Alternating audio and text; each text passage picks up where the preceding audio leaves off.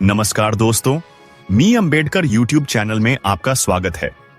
दोस्तों, आज के इस वीडियो में हम जानेंगे कि आखिर स्वर कोकिला कहीं जाने वाली लता मंगेशकर ने डॉक्टर बाबा साहेब आम्बेडकर जी पर एक भी गाना क्यों नहीं गाया। दोस्तों, आपको बताते चलें, लता मंगेशकर भारत की सबसे लोकप्रिय और आदरणीय गायिका थी। लगभग 30 से ज्यादा भाषाओं में लता मंगेशकर ने फिल्मी और गैर फिल्मी गाने गाए हैं, लेकिन उनकी पहचान सिनेमा में एक शीर्षायिका के रूप में रही है। अपनी बहन आशा भोसले के साथ लता जी का फिल्मी गायन में सबसे बड़ा योगदान रहा है। लता जी की जादुई आवाज के भारतीय उपमहाद्वीप के साथ साथ पूरी दुनिया में दीवाने हैं।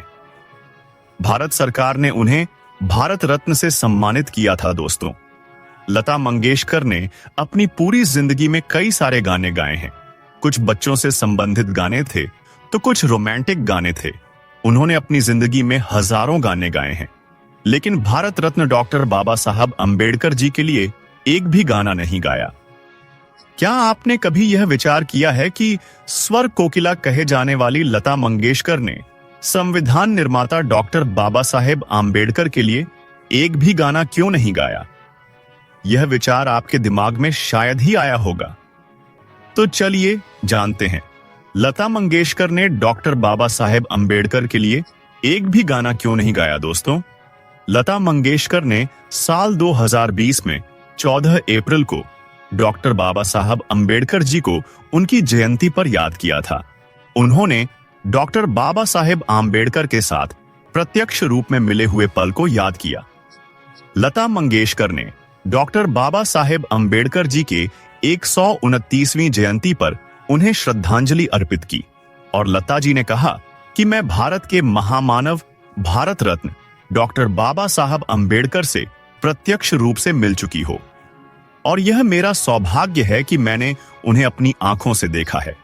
दोस्तों, यह भी कहा जाता है कि डॉक्टर बाबा साहेब अंबेडकर जी का लता मंगेशकर काफी ज्यादा सम्मान भी करती थी। लेकिन दोस्तों, इसके बाद यह सवाल उठता है कि लता मंगेशकर डॉक्टर बाबा साहेब आम्बेडकर से मिल चुकी थी और उनका सम्मान भी करती थी, तो फिर ऐसी क्या वजह थी कि लता जी ने डॉक्टर बाबा साहब आम्बेडकर जी पर एक भी गाना नहीं गाया?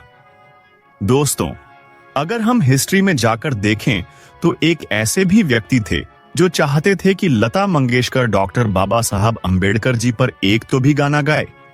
उस व्यक्ति का नाम वामन दादा कड़क था। वह एक मराठी साहिर, कवि और अंबेडकरी आंदोलन के कार्यकर्ता थे। लोक साहिर वामन दादा ने अपनी सशक्त आवाज और प्रभावशाली लेखन के माध्यम से डॉक्टर बाबा साहब अंबेडकर के विचारों को महाराष्ट्र के गांवों और वादियों में घरों तक पहुंचाने का काम किया। लता मंगेशकर डॉक्टर अंबेडकर पर एक गाना जरूर गाए, इसलिए वामन दादा उनके घर भी गए।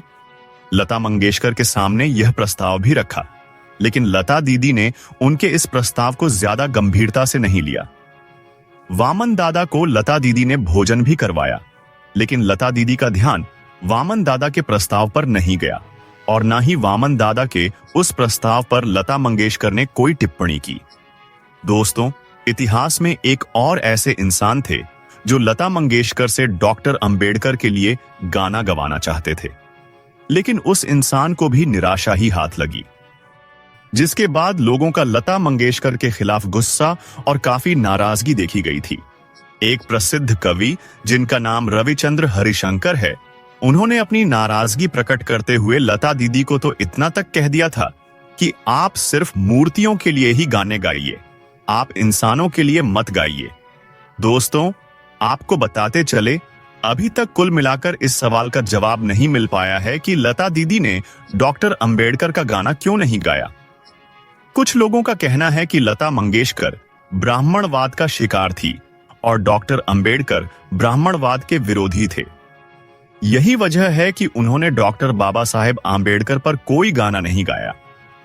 लेकिन दोस्तों, कुछ लोगों का यह भी कहना है कि लता दीदी डॉक्टर अंबेडकर के लिए गाना गाना चाहती थी, लेकिन उनको अवसर नहीं दिया गया। दोस्तों, आपको बताते चले, जब डॉक्टर बाबा साहब अंबेडकर जी के पोते यानी प्रकाश अंबेडकर को लता मंगेशकर द्वारा अंबेडकर पर गाना न गाने को लेकर सवाल पूछा गया था तो उन्होंने कहा कि हर किसी का एक प्रिंसिपल होता है। जैसे उन्होंने अंबेडकर के गीत नहीं गाए, वैसे ही उन्होंने सरदार पटेल और नेहरू के गीत भी नहीं गाए। यह कहकर उन्होंने इस सवाल का जवाब दिया। दोस्तों, आप इस विषय पर क्या कहना चाहोगे?